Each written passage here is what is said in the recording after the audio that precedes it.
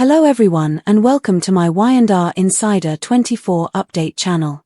Will the Boston kiss between Daniel and Tessa alter everything? Updates and spoilers for the young and the restless suggest that Tessa Porter and Daniel Romalotti might kiss. After Mariah Copeland rejects her wife, this could occur while they are in Boston. Mariah's post-traumatic stress disorder and Tessa's roller coaster ride over it. Tessa has been experiencing a tumultuous time for weeks, coping with Mariah's PTSD following a disastrous business trip.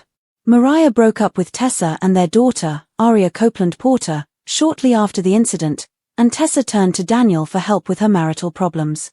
Mariah got drunk at a hotel while traveling for Cassidy One's business, met an older man by the name of Will Hensley, and that evening, they became close. They were seen being quite intimate at the bar before heading to one of the rooms. However, what transpired afterward remains unclear. Mariah confessed to attempting to suffocate Will, but the good news, or perhaps not so good news, is that he survived. The man quickly left, and the staff at the hotel was surprised. Mariah went to Boston for therapy after the hotel staff noticed that the man had left quickly in the middle of the night, seemed shaken, but was still alive. Tessa decided to pay her wife a visit this week after expressing how much she had missed her. Daniel, her new best friend, agreed to accompany her. Even though Tessa is unaware of it, Daniel has naturally developed feelings for her. Through their guitar lessons, they have connected, and he has offered Tessa support as her marriage has broken down. Having said that, Daniel is sincere in his desire to assist because he is aware that Tessa does not feel the same way about him and that she is still in love with Mariah. Daniel cares deeply for Tessa. Daniel just wants to support Tessa so that she doesn't have to face challenges alone. He cares about Tessa, admires her strength, and respects her. He also promised to look after Mariah and Aria. However, there is a good chance that Mariah won't want to see her wife when Tessa and Daniel arrive in Boston. Mariah has consistently pushed Tessa away during this whole process, so why would that change now? It's easy to picture Tessa arriving at the Boston clinic, eager to see Mariah, only to be sent away by her wife for her negative reaction. She might also tell Tessa that their marriage is over and no way to fix things. Mariah went to Boston to improve her health, and Tessa's unexpected arrival could threaten those efforts. Mariah set boundaries for Tessa to cross. It also goes against Mariah's boundaries, and Tessa might feel vulnerable and exposed as a result of the hurt of being rejected and the end of her marriage. She will rely on Daniel, but if he's encouraging her and saying nice things to her because he likes her, could she lean in for a kiss? Upcoming spoilers for the CBS soap suggest that it wouldn't be too surprising for Mariah and Tessa to end their relationship. Then, Mariah returned from Boston, ready to try their marriage once more, and Tessa moved on with Daniel. Be sure to catch up on everything happening with Y&R right now. The young and the restless spoilers, news, and updates can be found here frequently. Mariah's PTSD and Taraira's broken foundation. Mariah's persistent post-traumatic stress disorder, which has profoundly altered her relationship with Tessa, is at the center of this story. After her disastrous business trip, which ended with a disturbing encounter involving a man named Will Hensley, Mariah has been in a fragile state of mind. When she admitted to trying to suffocate Will, the situation worsened. This shocking admission demonstrated how seriously her mental health has deteriorated. Mariah is reeling, feeling guilty, and very far from her wife as a result of this revelation. Despite Tessa's efforts to reach her, Mariah has chosen self-isolation, seeking therapy in Boston rather than trying to mend things at home. For Tessa, this emotional abandonment feels like rejection. Despite her awareness of the significance of healing, she is unable to help but feel excluded from the process. She is left to question her role as a partner, mother, and individual as a result of her wife's silence, which she perceives as punishment. Tessa has always been a nurturer, someone who offers comfort through understanding, music, and patience. However, she is powerless in this instance. She encounters barriers of guilt, shame, and withdrawal when she tries to communicate with Mariah. Tessa is emotionally starved and unsure of where she stands as Mariah's pain has become the focus of their relationship. They have been separated not only physically but also spiritually and emotionally. When one partner begins to drown in trauma, and the other becomes the caretaker, love can shift into duty. And that's the silent transformation that's been taking place for weeks. The unexpected confidant, Daniel Romalotti comes along, a man with a tangled past but a heart that has grown over time. Throughout this storm, he has been Tessa's quiet support system, and their friendship has grown organically as a result of their shared creativity and pain. Tessa's soul language, guitar, was the catalyst for their connection, which quickly blossomed into something deeper. Daniel has closely observed Tessa's struggle. He has acted strong for her daughter Aria while silently watching her cry. He has reassured her that love does not always entail saving someone, rather, it may entail allowing them to heal. He has listened to her concerns about whether she failed Mariah. What makes Daniel's presence so powerful is that he isn't trying to fix Tessa. Instead, he validates her pain. He listens without judgment, and in doing so, he fills the emotional void left by Mariah's absence. It's not about romantic desire, not yet, but rather about connection. That is a lifeline for someone like Tessa, who thrives on emotional intimacy. However, Daniel's growing affection lies beneath his calm demeanor. He has developed emotions that are hard for him to ignore. He admires Tessa's resilience, her artistry, and her loyalty. Nevertheless, he is both tormented and humbled by the knowledge that she belongs to another person.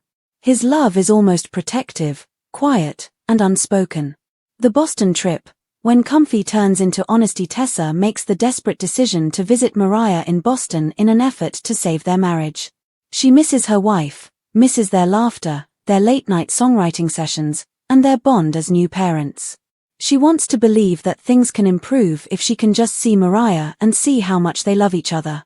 Daniel offers to accompany her not as a lover, but as a friend who knows she shouldn't face this alone. Yet, this trip marks a major emotional turning point.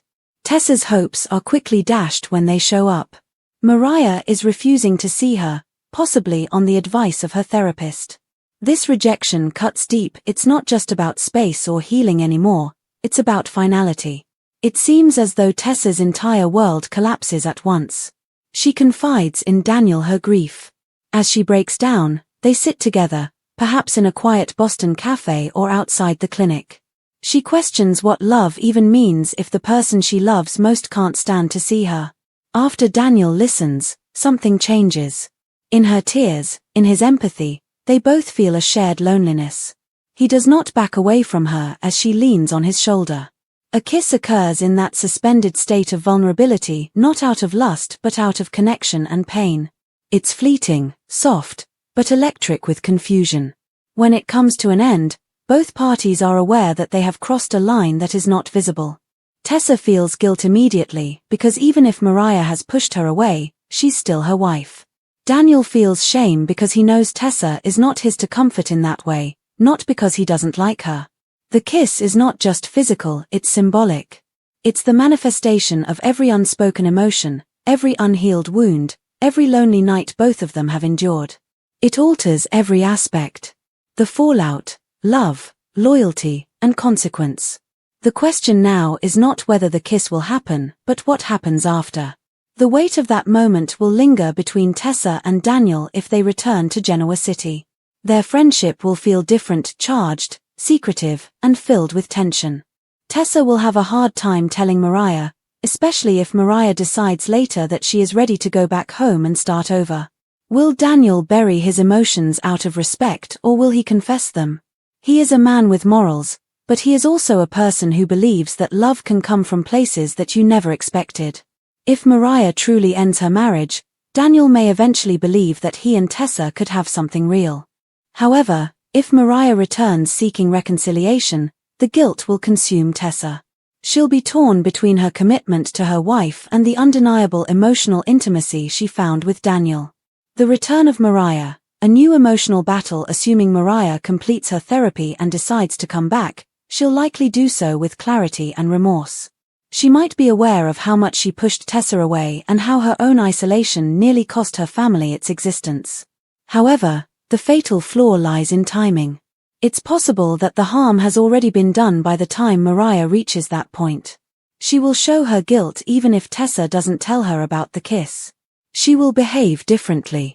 Mariah, sensitive and intuitive, will sense something is off. This may set off a new conflict cycle that is fueled by secrets and insecurities.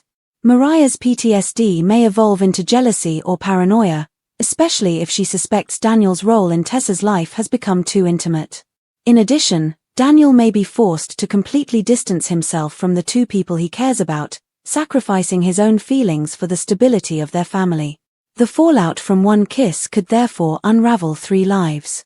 The reasons this storyline works: thematic depth, emotional truth, and moral conflict thrive in soap operas like The Young and the Restless.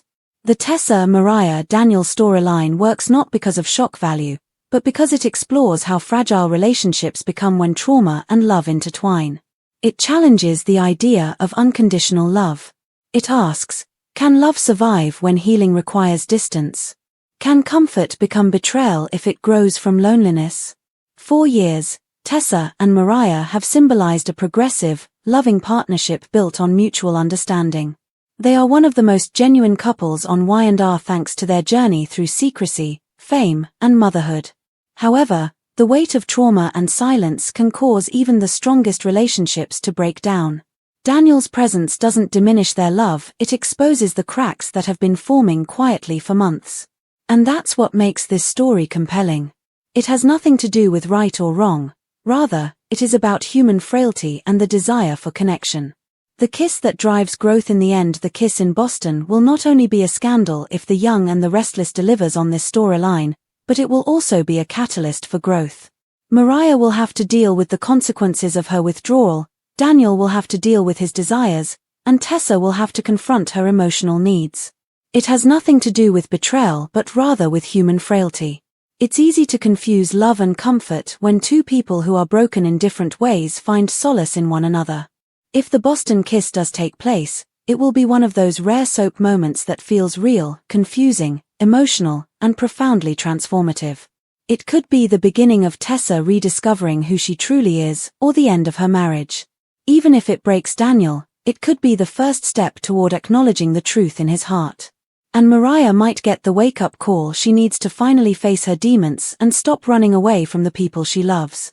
Regardless of the outcome, The Young and the Restless is preparing for one of its most empathetic arcs in a long time, a story about love, loss, guilt, and redemption colliding in Boston, the most unexpected of locations. The Young and the Restless star arrested for domestic violence. When the news that a former member of The Young and the Restless had been arrested for domestic violence broke, it shocked The Young and the Restless fans. On Tuesday, October 7th, soap star Max Eric was arrested in Florida. According to reports, he has posted bail and been released. This is everything we know about the incident. Read on for more information. Eric played Fenmore Baldwin from 2012 to 2015, making him well known to daytime viewers. The troubled actor played the troubled son of Michael Baldwin, played by Christian LeBlanc, and Lauren Fenmore, played by Tracy Gregman, in more than 100 episodes of Genoa City. Y&R star faces legal issues. If you don't watch The Young and the Restless on CBS, then you may recognize Max Eric from the tabloids. In 2020, he was going to marry Demi Lovato, but their relationship ended badly. The Young and the Restless actor's arrest was first reported by TMZ, but if you follow Max Eric on social media, the news probably didn't surprise you too much. The former soap star was on social media for several days leading up to the incident and posted some concerning videos and bizarre rambling. News about Max Eric's arrest. Max was arrested Tuesday night for battery on a person 65 or older, and the charge involves domestic violence on a family member, reads a report from TMZ. According to reports, Max was released from jail on Wednesday after posting a $1,000 bond. Max went live on social media multiple times Tuesday with his mother in the room, but it's unclear if she's the family member from the battery charge, the entertainment website continued. Do you recall Max Eric appearing on Young and Restless? Are you shocked by news of his arrest? Comment below with your thoughts, and don't forget to come back to Celebrating the Soaps for more Y&R news and updates.